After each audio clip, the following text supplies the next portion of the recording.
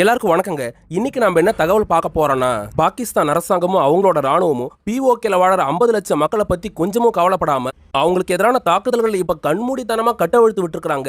அங்க கிடைக்கிற உயிர் காக்கிற மருந்துங்களை கூட இப்ப சப்ளை நடக்காத அளவுக்கு பாகிஸ்தான் அரசாங்கம் தடுத்திருக்கிறதா தகவல் கிடைச்சிருக்குது. அது சம்பந்தமான தகவல்களையும் எல்ஓசியில் இருக்கிற இந்தியாவோட கேட்டையாவது திறந்து விடுங்க, நாங்க இந்தியா கிட்ட ஹெல்ப் கேட்க போறோம், இந்தியா எங்களுக்கு உதவணும், இந்தியாவோட இணைய நாங்க தயாராயிட்டோம்னு பிஓகேல வாழற மக்கள் இப்போ ஒரு ஸ்டேட்மெண்ட் கொடுத்திருக்காங்க. அதை பத்தி இந்த வீடியோவில் நம்ம டீடைல்டா பார்க்கலாம் ஃப்ரெண்ட்ஸ். எங்க சேனல்ல நீங்க இப்பதான் ஃபர்ஸ்ட் டைம் பாக்குறீங்கன்னா எங்க சேனலை மறக்காம சப்ஸ்கிரைப் பண்ணிக்கோங்க ஃப்ரெண்ட்ஸ். இப்போ வாங்க நம்ம வீடியோக்குள்ள போகலாம். பாகிஸ்தான் ராணுவ தளபதியா இருக்க அசீம் முனீர் பிஓகேல மக்கள் போராட்டத்தை அடக்கணும்ன்ற எண்ணத்தோட அவங்களோட ரேஞ்சர்ஸை பயன்படுத்தி அந்த மக்களுக்கு எதிராக கண்மூடித்தனமான கன் ஷூட்டையும் தாக்குதல்களையும் நடத்துறதுக்கு உத்தரவுகளை பிறப்பிச்சாரு. அதுக்கான காரணங்கள் என்னன்றதையும் இதோட தாக்க இந்தியா பாகிஸ்தான் நாடுகளுக்கு இடையில எப்படி எதிரொலிச்சுக்கிட்டு இருக்குதுன்றதையும் நான் ஒவ்வொன்றா எடுத்து சொல்றேங்க. பாகிஸ்தான்லேயே மொத்தமா 4 மாகாணங்கள் தாங்க இருக்குது. இந்த 4 மாகாணங்களையும் பாகிஸ்தான் அரசாங்கம் எப்படியே தன்னோட கட்டுப்பாட்டில் வச்சு முடிஞ்ச அளவுக்கு ஆட்சி நடத்திட்டு வராங்க. சுத்தி இருக்கிற மற்ற நாடுகள்ல இருக்கிற மாதிரியான அமைதி கூட பாகிஸ்தானோட உள்நாட்டுக்குள்ளார நிலவலன்றதுதான் சர்வதேச ஊடகங்கள் வெளிக்காட்டுற விஷயமா இருக்கு. நான் சொன்னலங்க, அங்க உள்நாட்டு பாதுகாப்பு எவ்வளவு மோசமா இருக்குதுன்னு. அதுக்கு ஒரு உதாரணமா ஜூன் மாசம் 2026 அப்ப ஒரு சம்பவம் நடந்ததுங்க. அந்த மாசத்துல அங்க உள்நாட்டு பாதுகாப்பை பாதுகாத்துட்டு இருக்கிற பாகிஸ்தானோட ரேஞ்சர்ஸ் படையோட தலைமையகமே பயங்கரவாதிகளால தாக்கப்பட்ட சம்பவம் அங்க அரங்கேறிச்சுங்க. இந்த பயங்கரவாத தாக்குதல் சம்பவத்துக்கு ஆப்கான்ல செயல்படுற தெஹ்ரிக் பாகிஸ்தான் தாலிபான்ஸ் தான் காரணம்னு குற்றம் சாட்டின பாகிஸ்தான் ராணுவ தளபதி அசீம் முனீர் ஆப்கான் நாடு மேல குண்டு வீச்சு நடத்தினாருங்க. இதுக்கு ஆப்கானிஸ்தான் தரப்புல கொடுக்கப்பட்ட பதில் என்னவோ முரணா இருக்குதுங்க.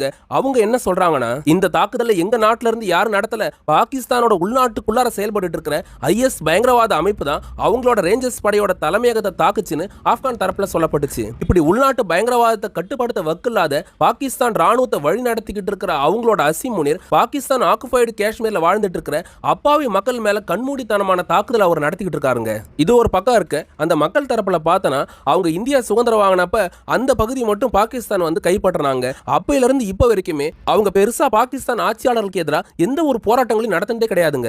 இப்படி இருக்கும்போது அங்க வாழற 50 லட்சம் மக்களுக்கும் இப்ப என்ன மாதிரியான பிரச்சனைகள் ஏற்பட்டுச்சுன்னா, பிஓகே மட்டும் இல்லங்க, பாகிஸ்தானோட 4 மாகாணங்களையும் வாழற 23 கோடிக்கு அதிகமான மக்களுக்கு அடிப்படை தேவைகளை கூட பூர்த்தி பண்ண முடியாத அளவுக்கு தான் பாகிஸ்தான் அரசாங்கம் செயல்பட்டு வருது. எக்கச்சக்கமான கடனை வாங்கி வச்சிருக்கிற பாகிஸ்தானால அவங்களோட மக்களோட தேவையை பூர்த்தி பண்ண முடியாதனால பிஓகேல வாழற மக்களுக்கு அடிப்படையான இன்ஃப்ராஸ்ட்ரக்சர் வசதிகளும் கிடைக்கல, அவங்களுக்கு தேவைப்படுற உணவு தானியமும் சரியா கிடைக்கலங்க. இதனால அந்த மக்கள் கொதிச்சு போனாங்க, ரோட்ல இறங்கி போராட்டம் பண்ண ஆரம்பிச்சாங்க. பாகிஸ்தான் தரப்புல கிடைக்கிற சப்போர்ட் மட்டும் இல்லாம அந்த மக்களுக்கு இன்னொரு வகையில உதவி கிடைச்சிட்டு இருந்ததுங்க. இந்தியா பாகிஸ்தான் நாடுகளுக்கு இடையில காஷ்மீர்ல எப்படிப்பட்ட பார்டர் அமைஞ்சிருக்குதுன்னா, காஷ்மீருக்கு நடுவுல எல்ஓசின்னு ஒரு பார்டர் பகுதி வகுக்கப்பட்டிருக்குதுங்க. அந்த எல்ஓசியோட ஒரு பக்கத்துல பாகிஸ்தான் ஆக்குபைடு காஷ்மீர் இருக்குது, இன்னொரு பக்கம் இந்தியாவோட காஷ்மீர் பகுதி இருக்குதுங்க. ஃப்ரெண்ட்ஸ், சர்வதேச நாடுகளோட விதிகள் பிரகாரம் எல்லைகள் வந்து பர்மனண்டா வகுக்கப்பட்டிருக்கிறோம். ஆனா அந்த ஒரு பார்டர் வந்து பர்மனண்டான பார்டர் கிடையாது. தற்காலிகமா 2 நாடுகளும் சண்டை போட்டுக்க கூடாதுன்றதுக்காக அந்த இடத்துல ஒரு எல்ஓசி பார்டரை 1950களில் ஐநா சபை உருவாக்கி கொடுத்தாங்க. இப்படி அமைஞ்சிருக்கிற அந்த எல்ஓசி பார்டர்ல 2 காஷ்மீரை இணைக்கிறதுக்கான ஒரு 2 பாதைகள் உருவாக்கப்பட்டிருக்குங்க. ஒன்னு பிஓகேவோட முசாஃபராபாத்தையும் இந்தியாவில் இருக்கிற காஷ்மீரோட ஸ்ரீநகரை இணைக்கக்கூடிய முக்கியமான வழி பாதையா இருக்குதுங்க. அடுத்த கேட் எதுனா பிஓகேவோட ராவல்கோட்டையும் இந்தியாவோட பூஞ்ச் மாவட்டத்தையும் இணைக்கிற பாதையா இருக்குதுங்க. இந்த பாதை பிஓகேல வாழற மக்களுக்கும் இந்தியாவோட காஷ்மீர்ல வாழற மக்களுக்கும் எந்த விதத்துல பலன் கொடுத்துட்டு இருந்ததுன்னா, கடந்த காலங்களில் 2 நாடுகளோட அனுமதியோட பிஓகேல இருக்கிற பொருட்களை இந்தியாவோட காஷ்மீர்ல கொண்டு வந்து சேல் பண்ணாங்க. இந்தியாவோட காஷ்மீர் பொருட்கள் இந்த பாதை வழியே பிஓகே மக்களுக்கு கிடைச்சிட்டு இருந்ததுங்க. இது எல்லாத்தையும் தாண்டி இன்னொரு நல்ல விஷயமும் அங்க நடந்துட்டு வந்தது. 1948 பாகிஸ்தான் ராணுவம் இந்த காஷ்மீருக்குள்ளார புகுந்து காஷ்மீரோட ஒரு பகுதியை பிடிச்சி அந்த இடத்த அவங்களோட கட்டுப்பாட்டில் வச்சுக்கிட்டாங்க. மீத இருக்கக்கூடிய காஷ்மீர் பகுதிகள் இந்திய ராணுவத்தோட கட்டுப்பாட்டில் இருந்துங்க. அதுக்கப்புறம் ஐநா சபை தலையிட்டு குறுக்க எல்ஓசின்னு ஒரு பார்டர் ஒரு தற்காலிகமா உருவாக்கி 2 நாடுகளுக்கு நடுவில் பிரச்சனையை தீர்த்து வச்சாங்க. இருந்தாலும் அந்த பார்டர் பகுதியில் இப்பவும் பிரச்சனைங்க இருந்துட்டு தான் வருது. அதுல நான் முன்னாடியே குறிப்பிட்ட மாதிரி 2 கேட்கள் வந்து உருவாக்கப்பட்டிருக்குதுங்க. நீங்க நார்த் கொரியா சவுத் கொரியா எடுத்துக்கிட்டீங்கன்னா, அந்த 2 நாடுங்க பிரிக்கப்பட்டப்ப ஒரே குடும்பத்தை சார்ந்த ஒரு பாதி பேர் நார்த் கொரியாவிலையும் ஒரு பாதி பேர் சவுத் கொரியாவில் போய் மாட்டிக்கிட்டாங்க. ஆனா 2 நாடுகளுக்கு நடுவுல பகை இருந்துகிட்டே இருக்கிறதுனால அந்த பார்டர் பகுதியில் அவங்க குடும்ப நபர்களை கூட இப்ப வரைக்கும் பார்க்கறதுக்கு அனுமதியே கிடையாதுங்க. காலங்காலமா அந்த குடும்பங்கள் நேர்ல கூட பார்க்க முடியாம பிரிஞ்சே வாழ வேண்டிய ஒரு இக்கட்டான நிலைமையில தான் இப்போவும் அங்க மக்கள் வாழ்ந்துட்டு இருக்காங்க. ஆனா காஷ்மீர் பகுதியில் அப்படி இல்லாம இந்தியாவோட முயற்சி காரணமா பாகிஸ்தானோட நல்லுறவா பேச்சுவார்த்தை நடத்தி எல்ஓசி பகுதியில் உருவாக்கப்பட்ட அந்த 2 கேட்களை பயன்படுத்தி 1948 போர்கள் காரணமா பிரிஞ்சு போன குடும்ப நபர்களை அவங்களோட சொந்தங்களையும் இப்பவும் அங்க மக்கள் பார்க்கறதுக்கு ஒரு வாய்ப்புன்றது உருவாக்கப்பட்டது. ஆனா 2025 இந்தியா பாகிஸ்தான் நாடுகளுக்கு இடையில போர் மூண்ட காரணத்தினால அந்த பாதையும் இப்ப அடைக்கப்பட்டிருக்குதுங்க. இப்ப பிஓகேல ஜூன் மாசம் 2026 அந்த மாசம் முழுக்கவே போராடிட்டு வந்த அங்கத்திய மக்கள் என்ன கேட்டுக்கிட்டு இருக்காங்கன்னா, கடந்த 10 வருஷமா எங்களுக்கு அடிப்படை வசதிகளை ஒழுங்கா பண்ண மாட்டீங்க, உணவு தானியமா இருக்கிற அரிசி கோதுமை கூட எங்களுக்கு சரியா கிடைக்க மாட்டேங்குது, அந்த அளவுக்கு தான் இங்கத்திய நிர்வாகமே இருக்குது. அட்லீஸ்ட் இந்த 2 கேட் திறந்திருந்தாவது நாங்க இந்தியாவில் இருக்கிற காஷ்மீர் மக்களோட வணிகம் பண்ணுவோம், எங்களுக்கு தேவைப்படுற அத்தியாவசியமான பொருட்களை இந்திய காஷ்மீர் பகுதியில இருந்து நாங்க வாங்கிக்குவோம். அதுலயும் மண்ணள்ளி போடுற விதமா தான் பாகிஸ்தான் ஆட்சியாளர்கள் இந்தியாவோட சண்டை போட்டு அந்த கேட்டை மூடி வச்சிருக்காங்க.